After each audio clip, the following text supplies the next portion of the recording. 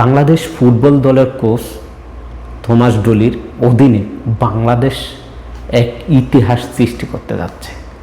সেই ইতিহাসের মাস্টার মাইন্ডই হচ্ছে এই থমাস ডলি।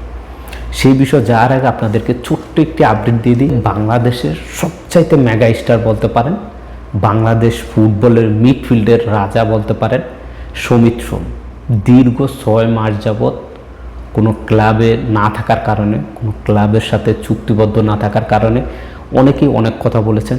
আলহামদুলিল্লাহ, নিউ ইয়র্কে যে কসমস ক্লাবটি আছে, আর এই ক্লাবের নামও কিন্তু দেওয়া হয়েছে নিউ ইয়র্ক কসমস, সেই ক্লাবেরই কিন্তু সাইনিং হয়েছে, যেটা আপনারা অবশ্যই সবাই ইতিমধ্যে জানতে পেরেছেন। আলহামদুলিল্লাহ, যেটা বাংলাদেশ ফুটবলের জন্য অনেক অনেক হেল্পফুল হয়েছে। অনেকেই এখন বলবেন যে ভাই, এই নিউ ইয়র্ক কসমস যেই ক্লাবটি আছে, সেই ক্লাবটি দেশের যেই থার্ড টায়ালের বা তৃতীয় স্তরের একটি ক্লাব, সেই ক্লাবেই সমিত সোম যোগ দিয়েছেন। এবার আসেন মূল বিষয়।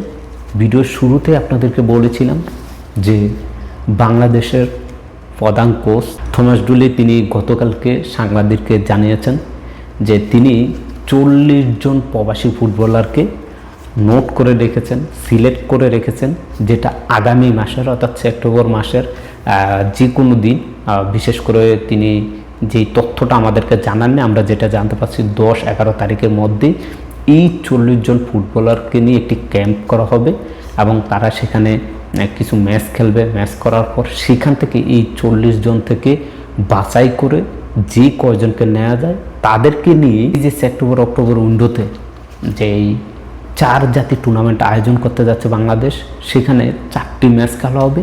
সেই 4টি ম্যাচে যতজনকে সিলেক্ট করা হবে সে সবাইকে এই 4 জাতি টুর্নামেন্টে 4 ম্যাচে খেলার সুযোগ দিবে এবং সেইখান থেকে যতদিনের, ধরুন 40 জন থেকে ধরুন 15 জন সিলেক্ট করলো বা 10 জন সিলেক্ট করলো, এই 10 জনকে কিন্তু এই 4 জাতি টুর্নামেন্টে খেলানো হবে এবং এই 4 ম্যাচ যে খেলবে সেই 4 ম্যাচ থেকে নির্ধারিত হয়ে যাবে কারা জাতীয় দলে যাবে এবং কারা সাব চ্যাম্পিয়নশিপ খেলবে। এরকম একটি ঘোষণা কিন্তু অলরেডি থমাস ডলি দিয়েছেন, যেটা বাংলাদেশ ফুটবলের জন্য অনেক অনেক গুরুত্বপূর্ণ।